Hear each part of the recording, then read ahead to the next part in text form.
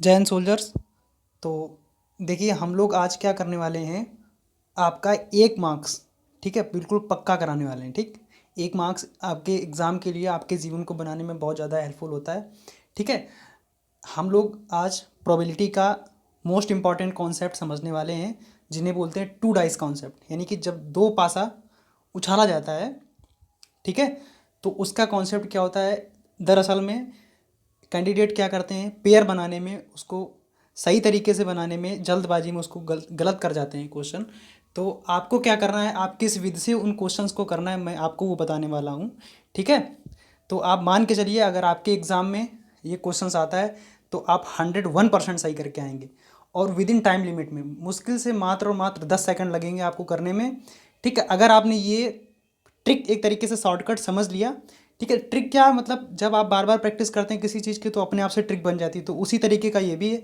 ठीक है, आप किस तरीके से क्वेश्चन को जल्दी से कर सकते हैं, तो मैं वो आप लोगों को बताता हूँ। ठीक है, देखिए, चलिए स्टार्ट करते हैं। देखिए, यहाँ पे मैंने लिख रखा है कि दो पासों को उछालने पर। ठीक है, आप 1 मिनट रुक जाइए थोड़ा। ठीक है, दो पासों को उछालने पर, ये देखिए, थोड़ा इधर फोकस करिए। देखिए, इसमें क्या लिख रखा है कि दो पासों को उछालने पर आपको कॉन्सेप्ट ये समझना है कि जब अंकों का योगफल 2 आता है तो पॉसिबिलिटीज़ कितनी होती है, 1। ठीक है, इसी तरीके से कह दिया जाए कि जब अंकों का योग जो होता है 3 आता है तो पॉसिबिलिटीज़ कितनी बनती है, 2। ठीक है, अगर कह दिया जाए अंकों का योगफल 6 तो पॉसिबिलिटीज़ कितनी बनती है, 5। ठीक है, दरअसल में हम लोग क्या करते हैं, पेयर्स बनाने में एग्ज़ाम में गलती कर देते हैं। जैसे अगर आपसे कह दिया जाए, आपको क्वेश्चन के थ्रू हम समझाएंगे अभी। ठीक है, अगर आपसे कह दिया जाए कि 11 के पेयर बनाना है आपको, कितने के, 11 के पेयर बनाना है, तो आप क्या करेंगे, आप 11 के पेयर इस तरीके से बना देंगे। ठीक है, इस तरीके से आप 11 के पेयर बनाएंगे कि आप कह देंगे कि एक 5 6 का पेयर बनेगा।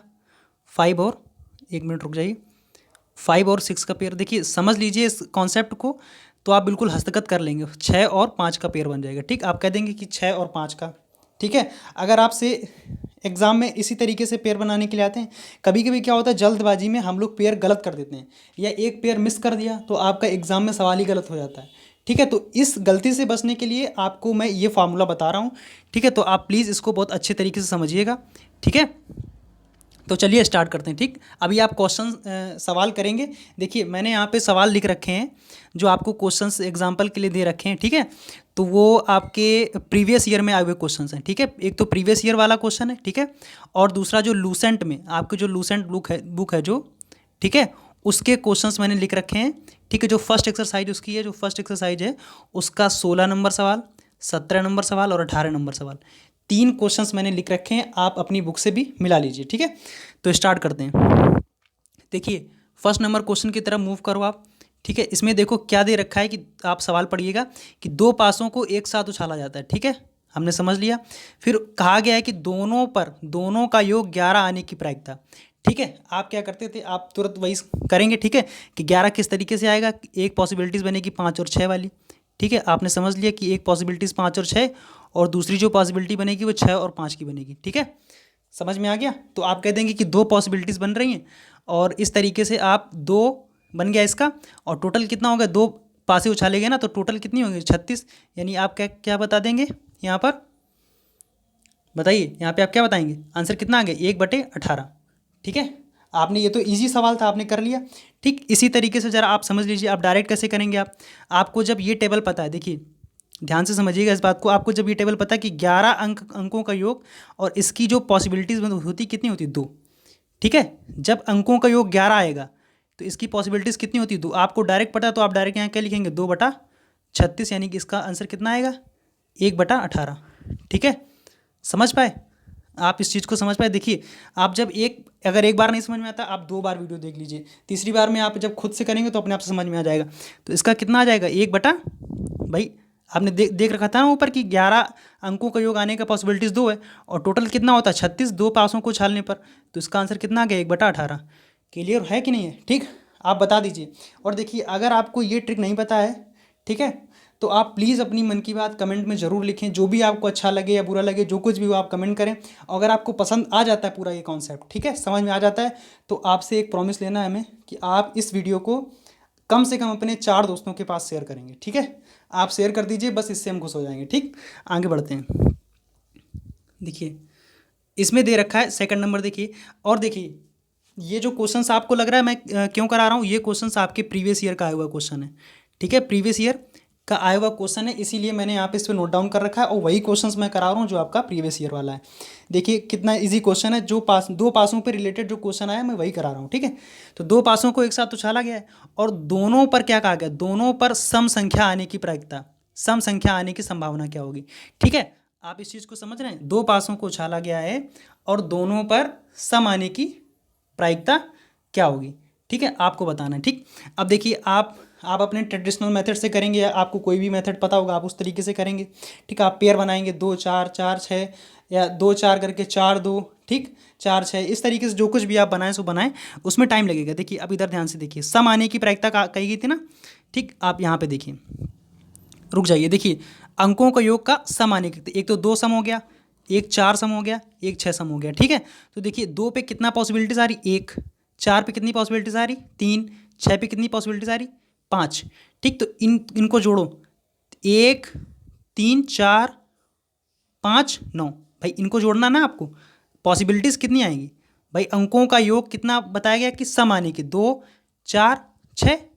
ठीक, और इनकी पॉसिबिलिटीज़ कितनी बनती है, 1 3 5, 1 3 4 5 9। ठीक, तो कितना बन गया, 9। ठीक है, आइए उसी सवाल पे मूव करते हैं। ठीक है, सेकंड नंबर पे मूव करते हैं। ठीक, तो दोनों पर क्या कहा गया, दोनों पर सम आने की संभावना क्या है, तो कितना आया था 9, और टोटल कितना हो जाएगा 36।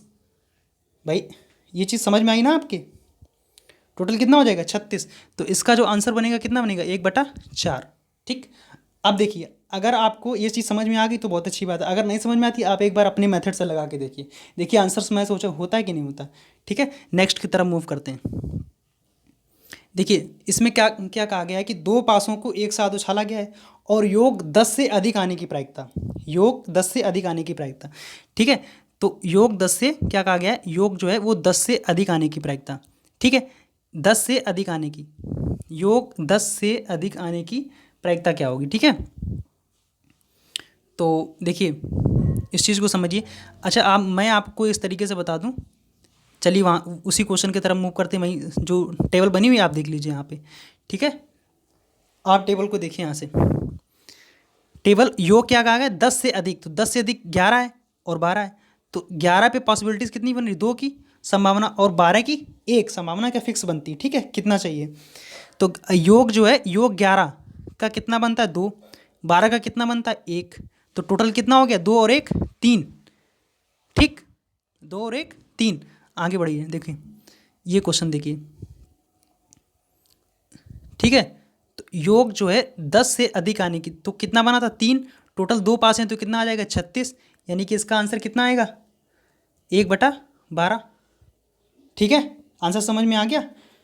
ठीक, देखिए अभी आपको टाइम लग रहा है, इस वजह से हम बताएं, कारण बताएं, टाइम इस वजह से लग रहा है आपको क्योंकि ये आप नया नया समझ रहे हैं, जैसे ही आप अभ्यस्त हो जाएंगे इसमें आप तो बस बिना देखे कर जाएंगे।